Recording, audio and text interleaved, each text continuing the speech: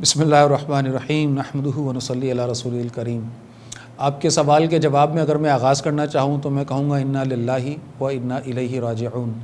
عجیب دور ہے بھائی، عجیب دجل پر مبنی یہ ساری چیزیں ہیں جو کہ ہمارے چاروں طرف پھیلا دی گئی ہیں، مطلب نکال لیے گئے ہیں، انٹرپریٹ کر لیا گیا ہے، اپنے مطلب کا سب کچھ سمجھ آ گیا ہے ہمیں۔ ٹھیک ہے یہ بات کہ جب ہم فرائض کی بات کرتے ہیں، یعنی میں آپ سے سوال کروں کہ کیا سنت ادا کرنا فرض ہے کہ نہیں، بڑی عجیب بات ہوگی بھائی۔ سنت ادا کرنا فرض ہے یا نہیں یہ تو ٹاپک ہی نہیں بنتا، ٹھیک ہے۔ فرض ہے، سنت سنت ہے، پھر سنت کی اپنی ظاہر سے لیولز ہیں، وہ ساری چیزیں ہم سب جانتے ہیں۔ تو بنیادی بات سمجھیے بھائی، اگر بات کریں گے شوہر کی تو اس کے ذمے ہے نان نفقہ، وہ مکلف ہے اس بات کا کہ بیوی کی ضرورت کو پورا کرے۔ ضرورت، آسائشوں کو پورا کرنا شوہر کے ذمے فرض نہیں ہے، فرض نہیں ہے، البتہ اخلاقی فرض ہے۔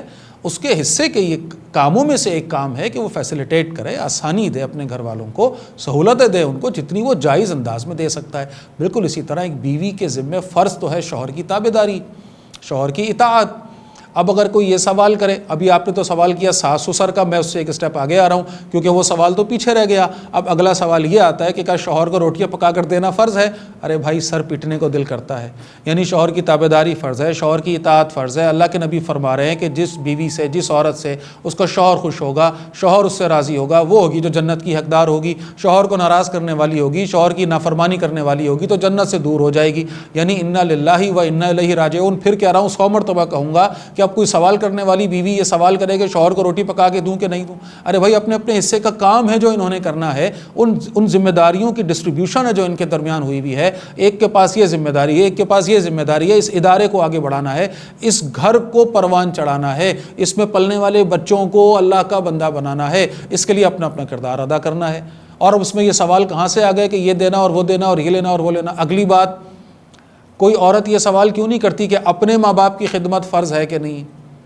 کوئی عورت جب شادی سے پہلے اپنے ماں باپ کے گھر میں ہوتی ہے وہ سوال کیوں نہیں کرتی کہ مجھے میری ماں کو یا باپ کو روٹی پکا کے دینا فرض ہے کہ نہیں ہے؟ یہ سوال وہاں پر کیوں سامنے آتا ہے جب اس کی شادی ہو کر وہ اپنے شوہر کے گھر میں جاتی ہے؟ اللہ اکبر! یہ سمجھیے، یہ ہے شیطان کی چالیں، یہ ہے وہ ڈسٹریکشنز جو ہمارے دماغوں میں ڈالی گئی ہیں۔ بھائی گھر کے کام ہیں، ہاں ظلم جہاں ہوگا ظالم اس کا حساب دے گا۔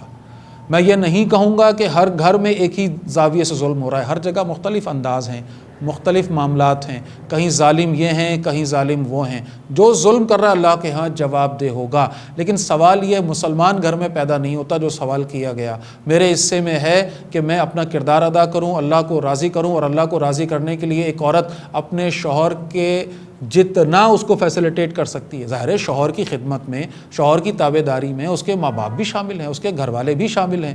گھر والوں کو خیال کرنا ہوگا، آپ کہیں تو اس کے لیے الگ سے بات کر لیتے ہیں، لیکن گھر والوں کو خیال کرتے ہوئے اس لڑکی کا، اس عورت کا خیال کرنا ہوگا کہ جو ان کے بیٹے کی، ان کے بھائی کی بیوی ہے، جس کے ذمہ اصل ذمہ داری اب اس کے بیٹے یا اس کے بھائی کی خدمت ہے۔ یعنی ایک میں ساس اور نند کے حوالے سے اس اینگل سے بات کر رہا ہوں، لیکن اس کا ہرگز یہ مطلب نہیں ہے کہ ایک عورت یہ نکالے فتویٰ اور کہے جی میرے حصے میں کوئی نہیں آتا کہ میں اپنے سسرال والوں کا کام کروں۔ اب ہوگا کیا؟ یہ جھگڑے بڑھیں گے۔